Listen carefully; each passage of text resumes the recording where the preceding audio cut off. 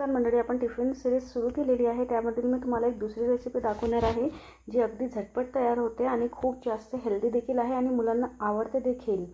तर या रेसिपीला तुम्ही शेवटपर्यंत नक्की बघा आणि एकदा नक्की ट्राय करा। आवडल्यास रेसिपीला लाईक, शेअर, चॅनलला सबस्क्राइब नक्की करा। चला तर मग रेसिपीला सुरुवात करूया।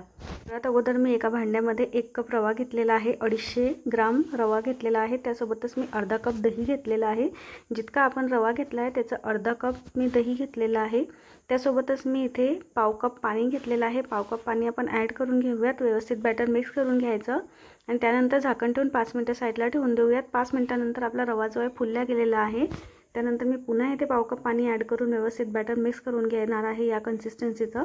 त्यानंतर मी याच्यामध्ये एक मध्यम आकाराचा बारीक चिरलेला कांदा, पाव कप कोथिंबीर, त्यासोबतच मी इथे अर्धी शिमला मिर्च बारीक चिरून तेलामध्ये मस्त अशी थोडीशी परतून घेतलेली आहे। 1 चमचाभर तेल घातलं आहे, त्यामध्ये अर्धा चमचा मोहरी आणि मिनिटभर शिमला मिर्च मी परतून घेतली। त्यासोबतच मी 1 वाटी इसे किसलेला पनीर घेतलेला आहे। सोबतच 1 चमचाभर आलं आणि लसणाची पेस्ट घेतलेली आहे।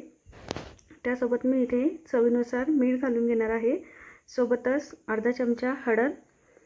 बॅटर आपण व्यवस्थित मिक्स करून घेऊया। 1-2 चमचे पोह्यांचे चमचे असते तेवढं पाणी मी आणखी ॲड करून घेणार आहे, कारण सगळे जिन्नस घातल्यानंतर बॅटर थोडंसं घट्ट झालेलं आहे।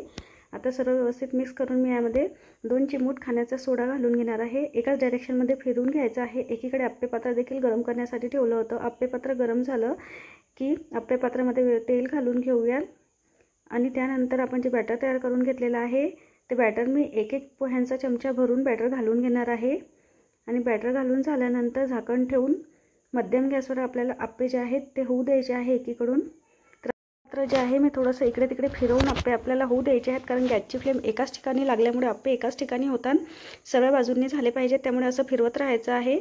आणि एकीकडून आप्पे पात्र 2 मिनिटांपर्यंत झाल्यानंतर असे पलटून घेऊया आणि त्यानंतर आपण झाकण ठेवून पुन्हा 2 ते 3 मिनिटांपर्यंत दुसरी बाजूने देखील आपल्याला आप्पे मस्त असे होऊ द्यायचे आहेत। तर अशा प्रकारे मी थोडंसं आप्पे पात्र इकडे तिकडे फिरवत आहेत, म्हणजे सगळे आप्पे व्यवस्थित होतील।